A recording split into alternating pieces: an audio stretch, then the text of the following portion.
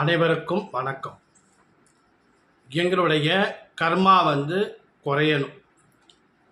போன ஜென்மத்தில் என்ன பாவம் செஞ்சாலும் நிறையா எங்கள் குடும்பத்தில் பிரச்சனையாக இருக்குது.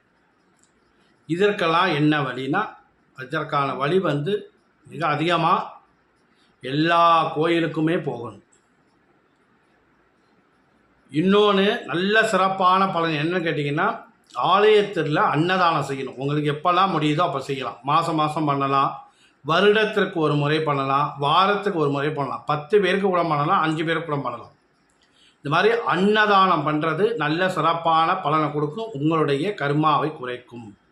அதுக்கப்புறம் ஆலயத்தில் உங்களால் முடிஞ்ச பணி செய்கிறது, அதாவது ஆலயம் பெருக்கிறது, ஆலயம் துடைக்கிறது, ஆலயம் சுத்தம் பண்ணுறது, இந்த மாதிரி தெய்வங்களுக்கு நீங்கள் பணிவிடை செய்கிறது, இந்த மாதிரி செஞ்சால் உங்களுடைய கர்மா குறையத்துக்கான வாய்ப்பு இருக்குது. நன்றி.